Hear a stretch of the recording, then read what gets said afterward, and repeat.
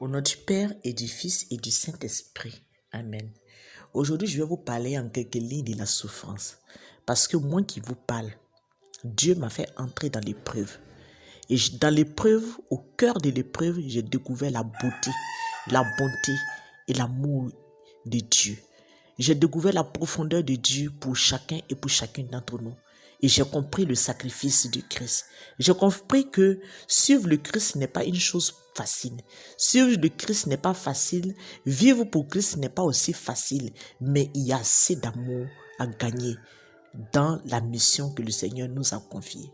Mais bien aimés dans le Seigneur, moi je vais vous dire ce soir, n'écoutez pas quiconque prétend que suivre Jésus n'est que bénédiction, richesse et prospérité. Ce n'est pas le vrai Christ.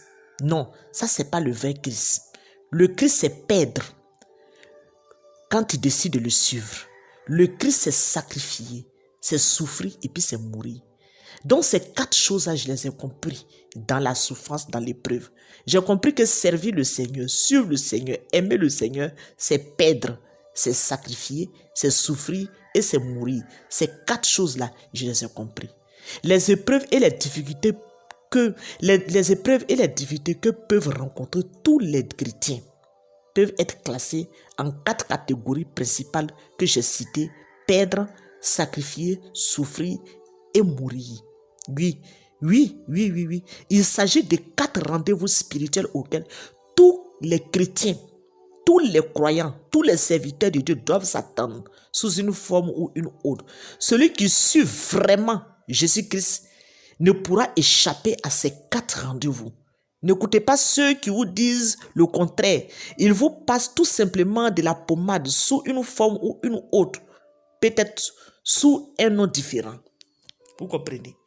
Ça peut être sous un nom différent. Vous ferez l'expérience de la croix de Jésus-Christ. Attendez voir ça. Parce que si vous ne faites pas l'expérience de la croix, vous n'allez pas grandir. Vous n'allez pas aller en maturité. Il faut faire l'expérience de la croix en Jésus-Christ si vous êtes vraiment son disciple. Et si vous voulez aller de maturité en maturité. Nos quatre rendez-vous sont perdre, sacrifier, souffrir et mourir. Oui, ces rendez-vous-là sont très importants pour la vie de chacun d'entre nous. Ces rendez-vous sont importants et il faut s'attendre à cela. Il faut se préparer à cela. Et quand ça arrive, il faut les affronter avec joie, avec amour, sans perdre la foi. Sans perdre la foi. Car celui qui voudra sauver sa vie, je vous le dis, la perdra. Et quiconque perdra sa vie à cause de Jésus, la retrouvera. Matthieu chapitre 16, verset 25, que vous pouvez méditer. Mais ces choses qui étaient pour moi des gains, je les ai regardées comme une perte à cause de Christ. Et même je regarde toutes choses comme une perte à cause de l'excellence de la connaissance de Jésus-Christ, mon Seigneur, pour qui j'ai renoncé. Et tout. Et je les regarde comme la boue afin de gagner Christ. Vous pouvez lire cela en Philippiens chapitre 3, versets 7 à 8. Mes frères, mes sœurs, à cause du Christ, oui, je dis bien à cause du Christ, vous aurez rendez-vous avec la perte. Perte signifie quoi? Signifie beaucoup. Perte signifie, si vous prenez le temps d'y penser, la perte signifie que certaines choses viendront à vous manquer. Il pourrait y avoir peu ou aucune chance de récupérer même ce que vous perdez. La perte signifie que vous allez être privé de certaines choses. La perte signifie que vous serez incapable de garder ou d'entretenir certaines choses dans votre vie. La perte signifie que vous devrez abandonner et renoncer à la possession de certaines choses.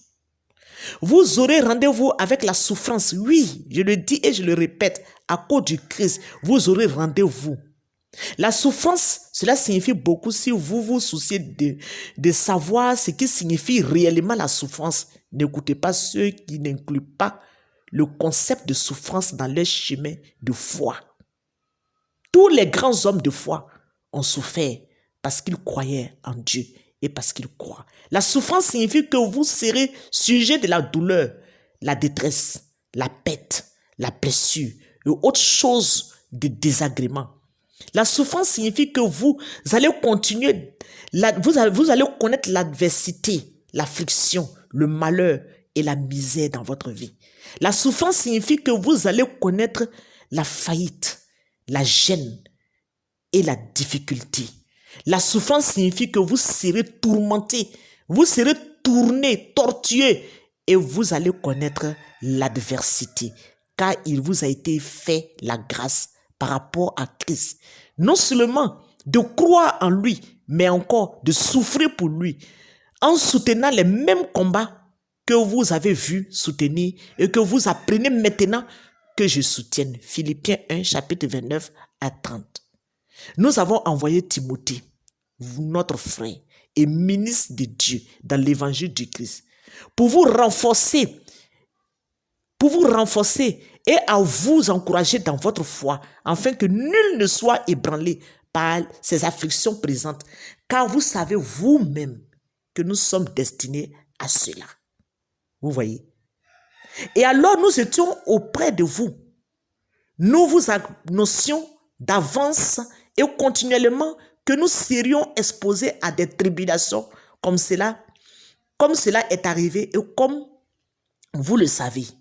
Ainsi, dans mon impatience, j'ai envoyé quelqu'un pour m'informer de votre foi, de peur que le tentateur vous ait tenté et que nous n'ayons travaillé en vain. 1 Timothée, chapitre 3, verset 2 à 5, que je te demande de lire, de relire et de relire et de méditer. Il faut le lire, c'est très important. Que Dieu nous bénisse.